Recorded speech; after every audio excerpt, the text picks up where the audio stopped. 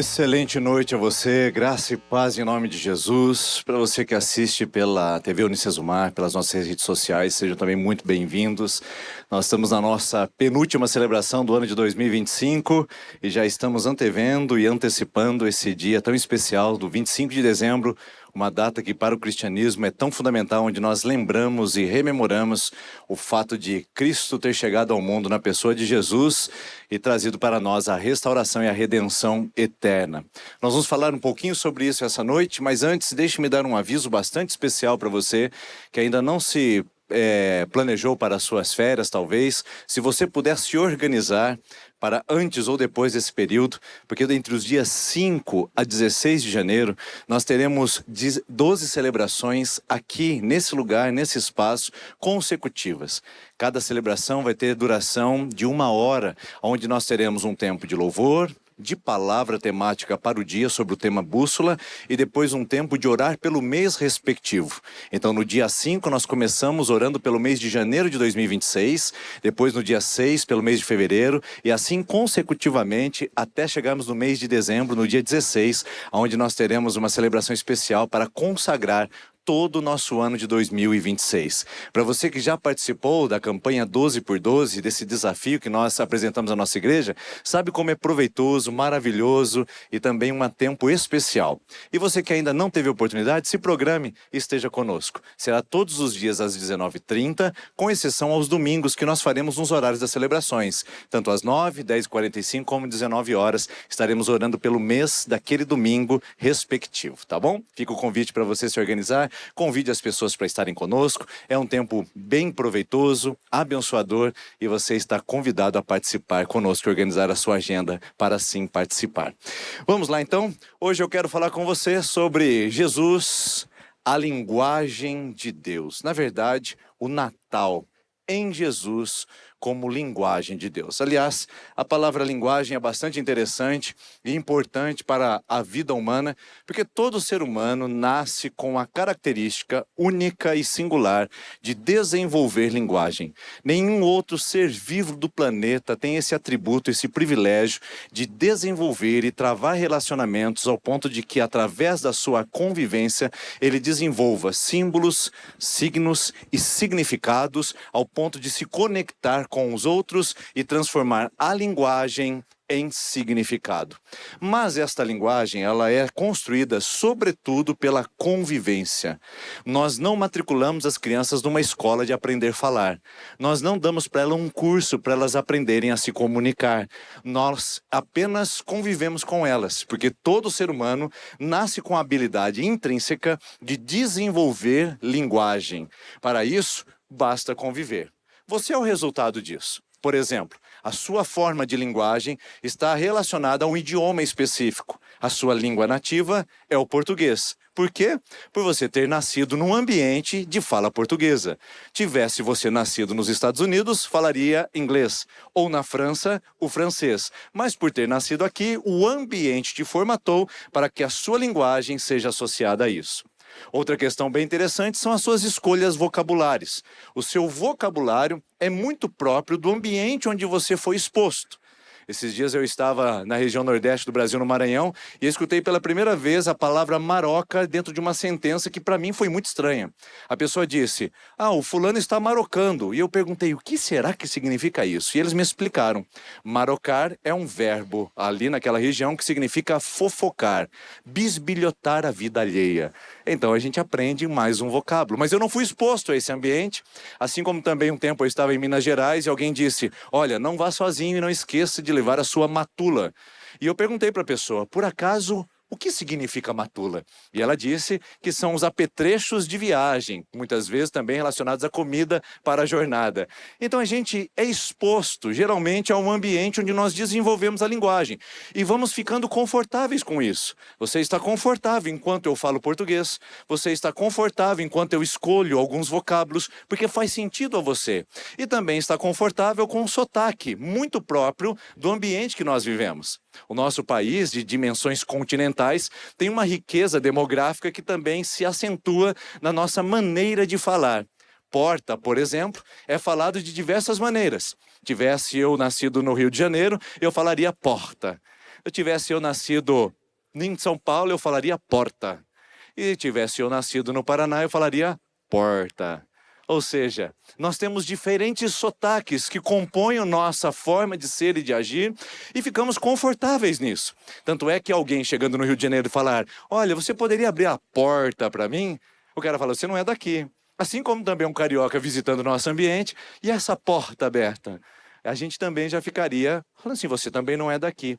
A linguagem se constrói através da convivência.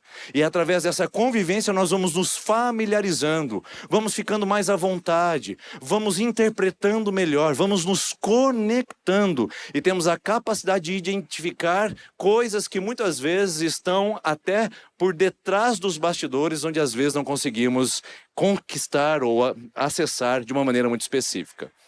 Os meus filhos, eu tenho uma história bem interessante com eles sobre convivência. Um dia nós estávamos viajando e nós estávamos passando pela fronteira do Mato Grosso do Sul com o estado de São Paulo e passando por aquele extenso rio que divide os dois estados. O meu filho, de quase 2 anos de idade, olhou pela janela e disse, pai, esse rio tem cocoxil?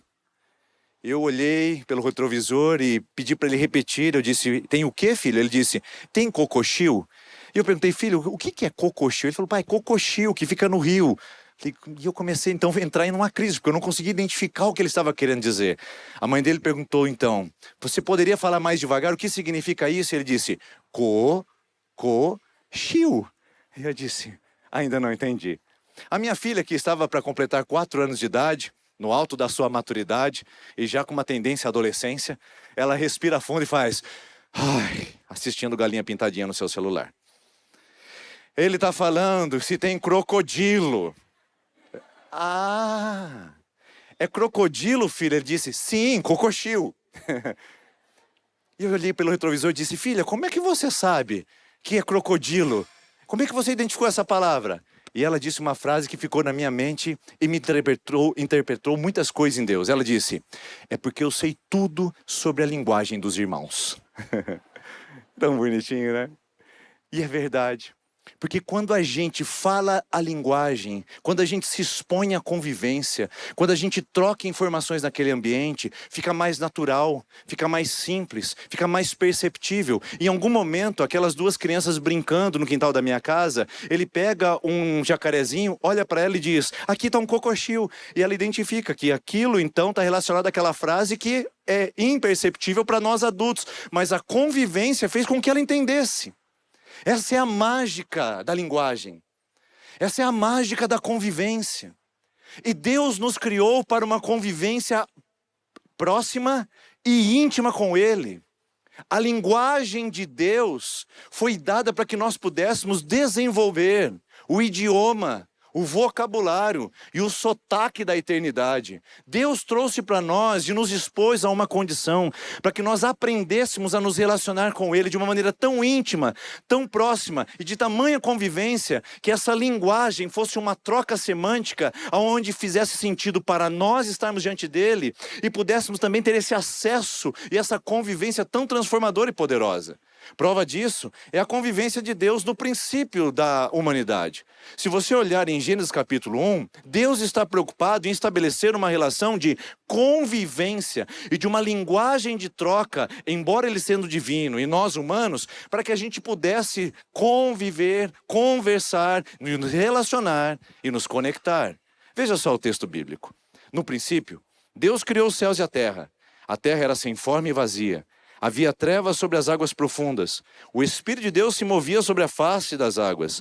E disse Deus, haja luz. E houve luz. Então Deus disse, já no versículo 26, façamos os seres humanos a nossa imagem e conforme a nossa semelhança. Então Deus criou o ser humano à sua imagem. A imagem de Deus o criou. Homem e mulher os criou. Deus faz todas as coisas, inaugura todo o universo e a sua criação e imediatamente transforma toda essa criação em linguagem divina para que pudéssemos nos conectar com Ele quando Ele olha e diz, façamos o homem a nossa imagem e semelhança. Pergunta, o que significa ser imagem e semelhança de Deus? Nós não somos divinos, nós não somos eternos, nós não somos soberanos, Nós não somos oniscientes, não sabemos de tudo. Não somos onipresentes, não podemos estar em todos os lugares. E não somos onipotentes, não podemos todas as coisas. E são atributos divinos intransferíveis. Só Deus os possui. Por que então a gente poderia ousar dizer que Deus nos fez a sua imagem e semelhança?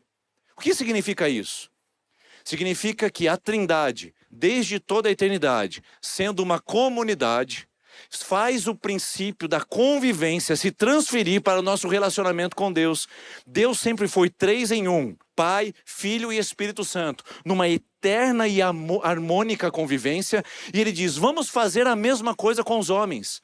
Vamos fazê-los para nós. Vamos fazê-los para uma convivência íntima, próxima, profunda. E aqui você encontra o embrião do nosso porquê estarmos aqui no mundo. Deus não nos criou para ganhar dinheiro, para desenvolvermos grandes empresas, para colocarmos os nossos nomes nas constelações, ou dizer que nós chegamos ao ápice da nossa vida pessoal.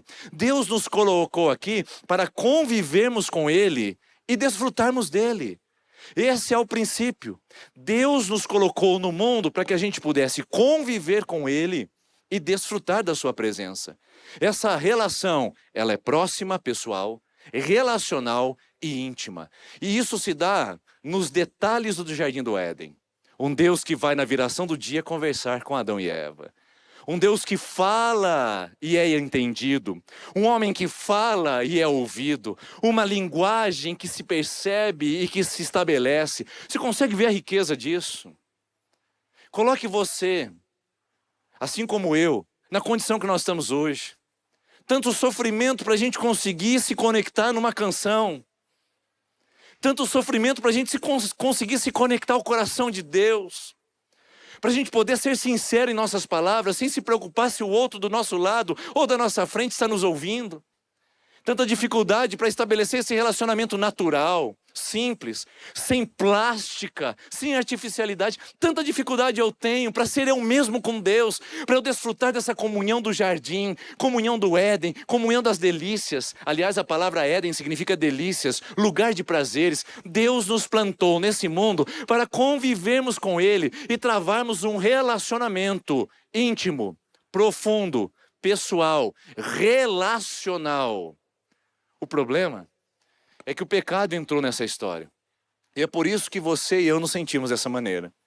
Por isso que é tão difícil para nós nos desfazer de alguns apetrechos que interferem a nossa linguagem com Deus e nos faz não compreender os seus sinais em nossa vida. E faz a gente trazer uma comunicação para a nossa vida de fé e espiritual tão truncada, tão difícil, tão rasa às vezes e até superficial. Na verdade, a gente vai encontrar a consequência do pecado, especialmente aqui nesse texto, após a queda, em Êxodo capítulo número 30. Ou melhor, capítulo número 20. Você sabe o que tem em Êxodo 20? A tábua dos 10 mandamentos. É quando Deus define conversar com o povo através da legislação. É quando Deus define estabelecer para o povo as normativas e uma linguagem jurídica para que esse povo que não conseguia se relacionar com ele de maneira íntima, próxima e espontânea, pudesse ao menos estabelecer um comportamento que fosse digno de alguém que fosse escolhido para ser o povo de Israel, o povo de Deus. E esse povo, recebendo as tábuas da lei, diante dessa comunicação truncada, superficial e muitas vezes árida, pede o seguinte para Moisés. Olha só o que eles pedem para Moisés em Êxodo 20, 18. Vendo o povo que Moisés estava lá em cima, lá no Monte Sinai, diante dos trovões e dos relâmpagos, e do som da trombeta e do monte fumegante, todos tremeram de medo. Ficaram à distância e disseram a Moisés, fala tu mesmo conosco, e nós ouviremos. Mas preste atenção nisso aqui que eles pedem. Mas que Deus não fale diretamente conosco para que não morramos. O pedido de Israel é um pedido completamente diferente do Éden. Enquanto na viração do dia o homem tinha uma comunhão perfeita, profunda e relacional com Deus, quando o pecado se instala na vida humana, esse homem se esquiva, se abstém e se afasta para uma relação com Deus muito mais baseada na impessoalidade. Agora, nós precisamos de um terceiro, mediando esse relacionamento conosco. Nós não queremos ouvir Deus, nós não queremos falar com Deus. Moisés, nós te nomeamos como o nosso mediador entre o que Deus quer falar e o que nós queremos ouvir. É aqui que o problema começa a se estabelecer. É aqui que o ser humano perde a capacidade de se conectar com Deus de maneira íntima e profunda, numa linguagem que Deus estabeleceu que nós deveríamos experimentar e desfrutar com Ele, e desenvolver com Ele. Essa linguagem, além de impessoal, se torna objetiva. Agora ela é sustentada por narrativas, leis, jurídico, legislação, ordenanças, prescrições, cerimoniais, tudo isso para manter o povo diante de informações objetivas.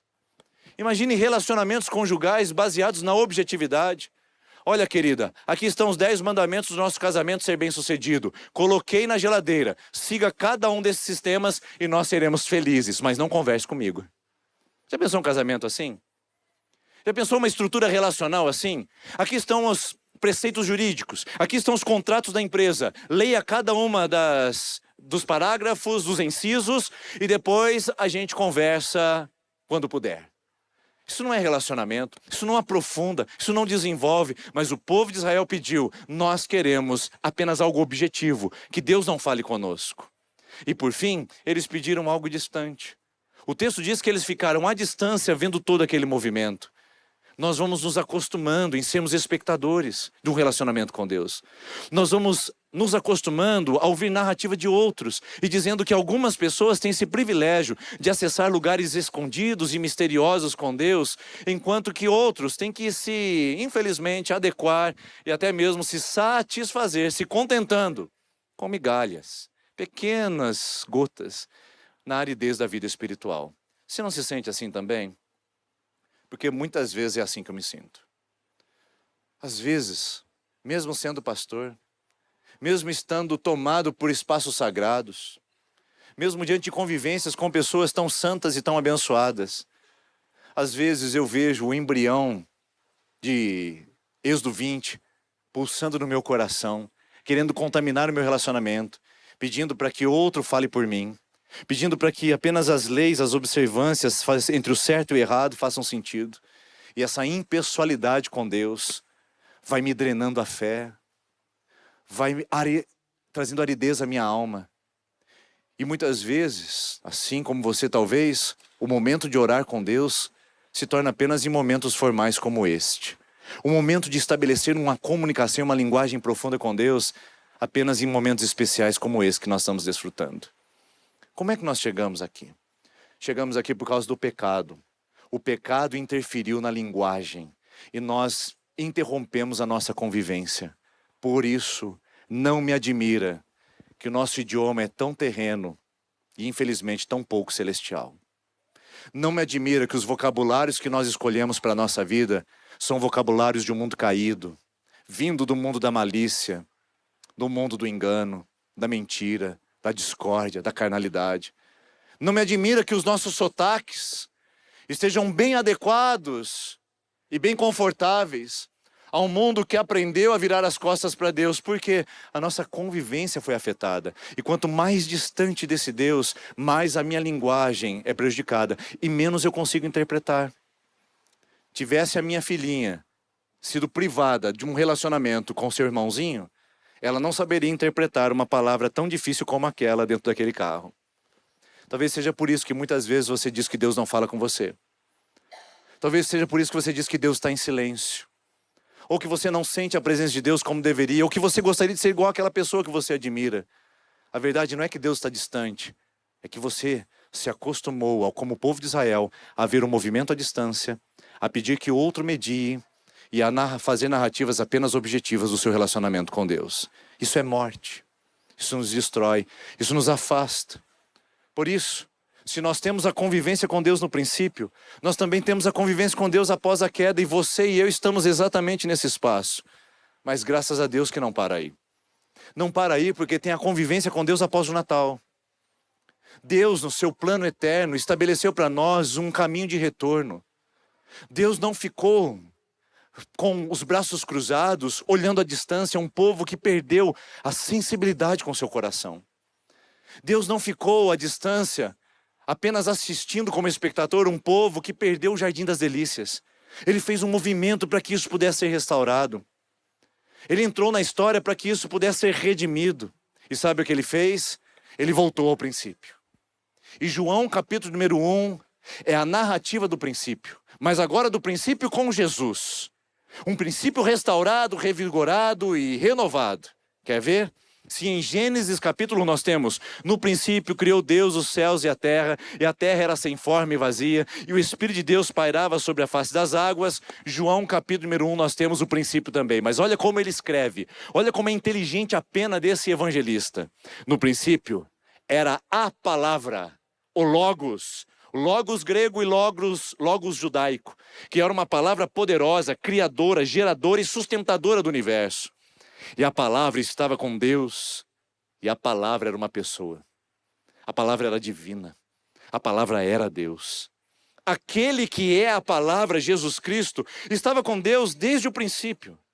Todas as coisas foram feitas por intermédio dele, sem ele nada do que existe teria sido feito. Nele estava a vida, e esta era a luz dos homens. A luz brilha nas trevas, e as trevas não a derrotaram. O texto continua. Vou pular alguns versículos para você ver a intencionalidade desse evangelista de dizer aquele que é a palavra, mostrando que este verbo, essa pessoa, ela não é uma abstração, ela não é algo divino distante do ser humano, mas olha só o versículo 10. Aquele que era a palavra, ou que é a palavra, estava no mundo, interferindo no mundo, e o mundo foi feito por intermédio dele, mas o mundo não o reconheceu. Veio para o que era seu, mas os seus não o receberam. Aquele que é a palavra tornou-se carne e viveu entre nós. E vimos a sua glória, glória como unigênito vindo do Pai, cheio de graça e de verdade. Eu quero que você se atente a este último elemento que João usa. Ele usa 3 elementos para falar sobre a palavra. A palavra é eterna, a palavra é criadora, mas o último elemento ele diz que a palavra é encarnada. Este que é a palavra, que sustenta todo o universo, se fez homem e viveu entre nós. A palavra grega para viveu entre nós é literalmente conviveu. O termo poderia ser traduzido como tabernaculou entre nós. É um termo do Antigo Testamento entre armar tenda, estar na tenda e viver na tenda, conviver naquele espaço. O autor, que é João, pega esse termo do Antigo Testamento, que é tabernáculo, e transforma em verbo dizendo, e este verbo, a palavra, tabernaculou entre nós, conviveu entre nós. Ele não é uma divindade distante, abstraída, alienada da vida humana. Ele é o Deus divino que a tudo criou, eterno, coigual ao Pai, autossuficiente, porque antes de tudo existir ele já existia, mas mesmo assim ele interfere no mundo, ele cuida do mundo, ele sustenta o mundo, ele age no mundo e melhor ainda, ele convive com as pessoas que estão no mundo. Ele trava relacionamento com essas pessoas, não para ter um relacionamento superficial, mas para revelar a glória de Deus. Jesus Cristo veio ao mundo apenas para revelar o que a linguagem humana perdeu diante da presença do pecado. Jesus veio restaurar a informação, a compreensão e o entendimento completo de quem é Deus. Jesus disse, eu e o Pai somos um. Jesus disse, quem me vê, vê ao Pai. Jesus disse, eu sou o caminho, a verdade e a vida, e ninguém chega ao Pai, conhece o Pai, vê o Pai, a não ser por mim. Jesus Cristo é a expressão exata da presença de Deus. Ele em si restaura o nosso relacionamento com Deus, convivendo conosco. Deus não é uma religião, Deus não é uma doutrina, Deus não é uma caridade que você faz, Deus não é um movimento emocional, Deus não é uma manipulação dominical, Deus não é uma experiência racional, Deus é uma convivência com a pessoa mais admirável, majestosa, sublime e linda, que muitos diminuem, dizendo que ele é psicólogo, dizendo que ele é coach, dizendo que ele é pacifista, dizendo que ele é sábio, mas que é a pessoa mais majestosa e divina que já pisou na face da terra, Jesus Cristo nosso Senhor. É através dele que nós convivemos de novo com o Pai. A lei tentou, mas não conseguiu. Moisés tentou, mas não teve sucesso. Os patriarcas tentaram, mas ninguém foi bem sucedido. Jesus Cristo é a expressão de Deus, e é Ele que, convivendo conosco, adequa, readequa e resgata a linguagem que foi criada no princípio. Um Deus que quer relacionar com você. Um Deus que quer falar com você, que quer te ouvir, que quer te amar, que quer caminhar com você. Jesus Cristo veio e se encarnou, tomou a figura humana, para que a gente pudesse aprender que nesse estado nós podemos nos relacionar com o Pai. Por isso, chega de informações. Por isso, chega de descrições, compêndios. Quando Deus, na verdade, quis fazer isso, Ele trouxe para nós de volta aquilo que foi perdido no Éden.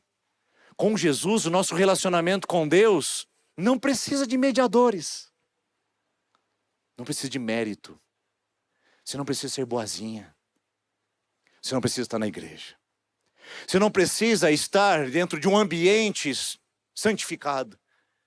Porque num relacionamento com Deus em Jesus, você é restaurado ao ambiente pessoal, relacional e íntimo, que Deus preparou para que você andasse com Ele. Nesse caso, e diante disso, quando Deus quis revelar de si mesmo ao ser humano, Ele não deu doutrina, Ele não deu leis, Ele deu uma pessoa, Ele deu Jesus. E sabe o que me admira? A gente estar voltando no caminho contrário, sendo mosaicos na nossa maneira de relacionar com Deus, nos apegando a prescrições e a modelos religiosos, sendo que Jesus veio exatamente para destruir isso. Jesus veio exatamente para nos conectar de volta ao Pai num relacionamento pessoal, relacional e íntimo. E quando é que isso acontece? Isso acontece por meio da palavra. Dá uma olhada só, mais uma narrativa dos princípios. Em Hebreus capítulo 1, o autor fala como é o princípio. Ele diz: no passado, Deus falou muitas vezes de várias maneiras aos nossos antepassados por meio dos profetas. A comunicação de Deus, a linguagem de Deus foi dessa forma. Mas nesses últimos dias, nos falou por meio do Filho, Jesus, a quem constituiu o herdeiro de todas as coisas e por meio de quem fez o universo. O Filho é o resplendor da glória de Deus, a expressão exata do seu ser, e sustenta todas as coisas por sua palavra poderosa. Preste minha atenção, porque isso daqui é uma revelação divina para o seu coração que anda buscando maneiras de se conectar com Deus. É Jesus. Tendo Deus falado de muitas maneiras anteriormente, pelos profetas, pelos pais e antepassados, nos últimos dias falou através de Jesus.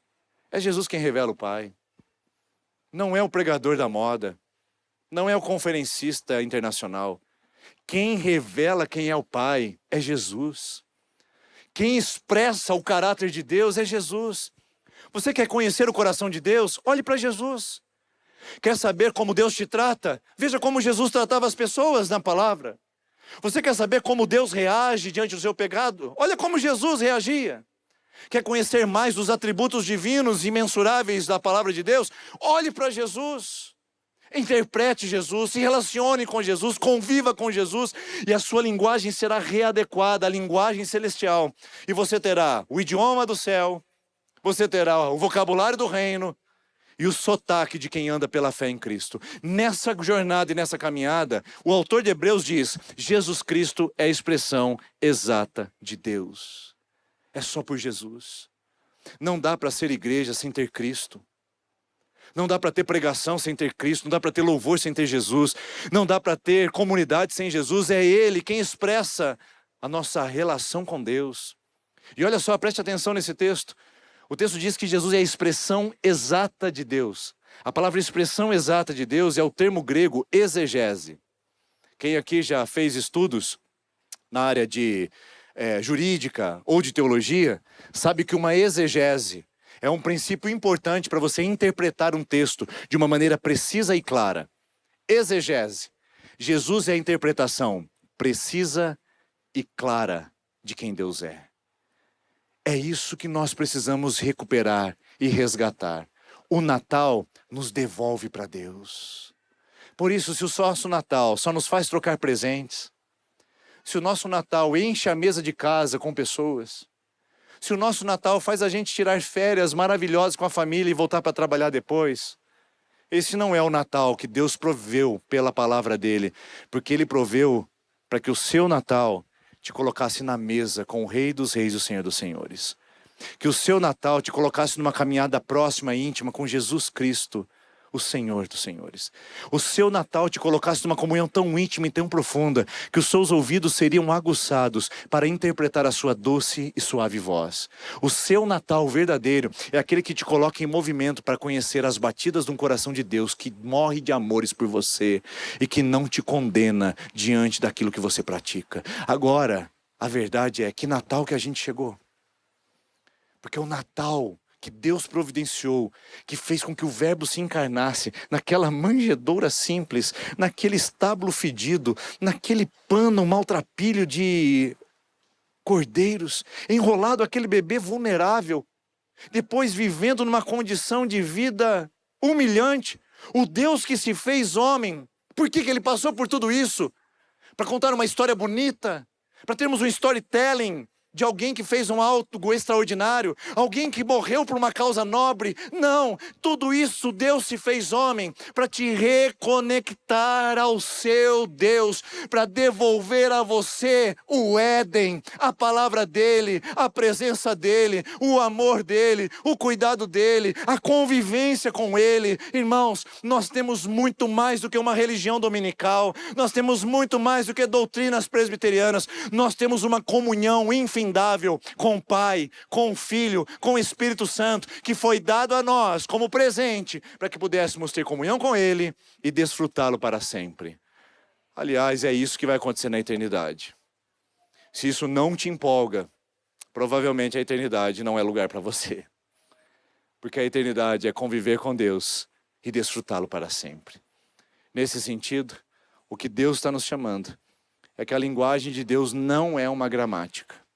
A linguagem de Deus não é uma descrição. A linguagem de Deus para nós é uma pessoa, é Jesus. E na pessoa de Jesus, você começa a falar esse vocabulário, começa a interpretar esse idioma e tem esse sotaque.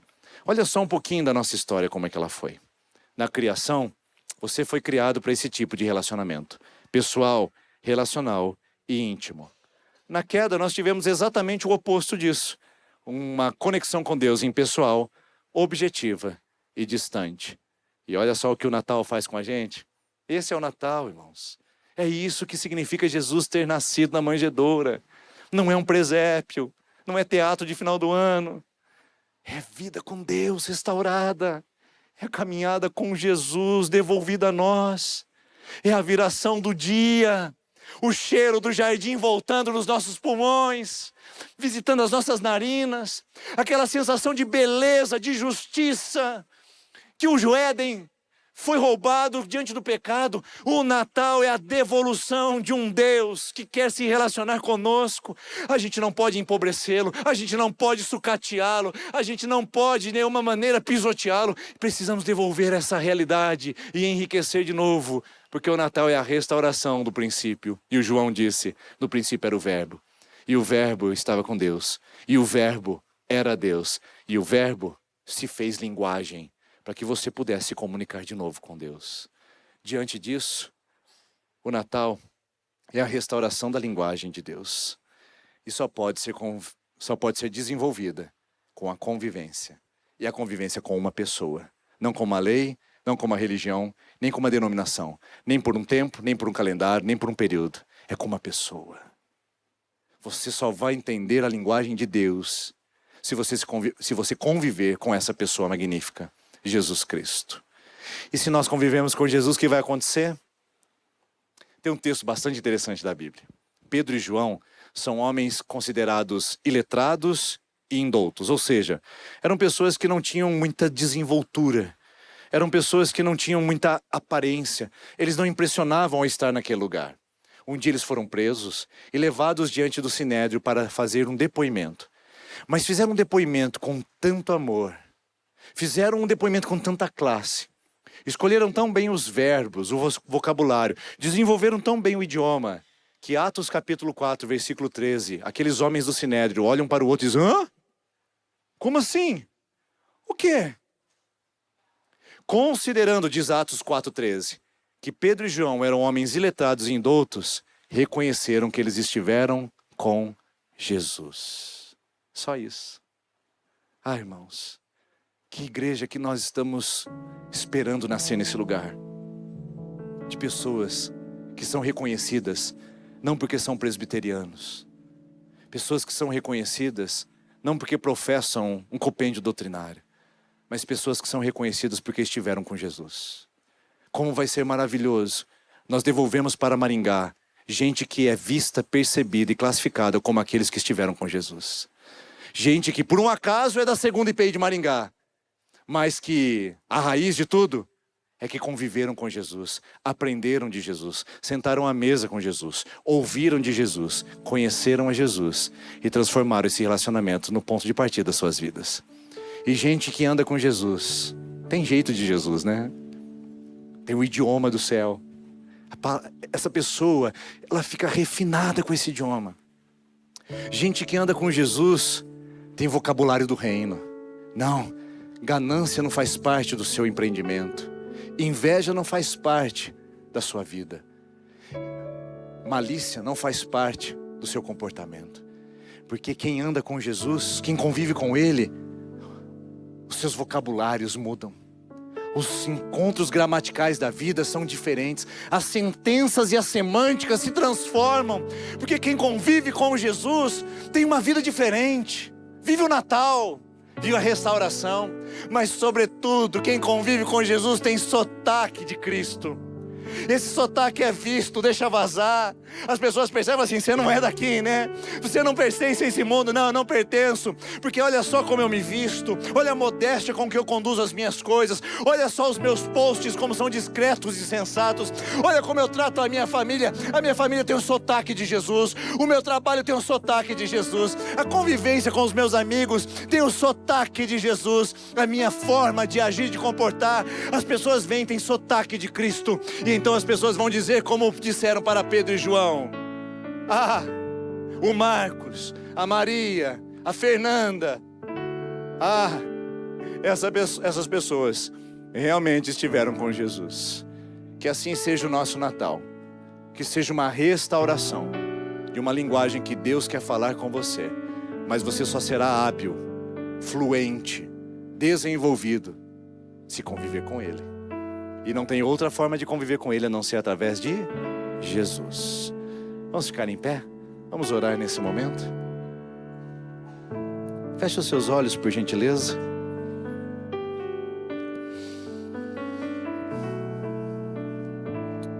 Você tem andado com Jesus?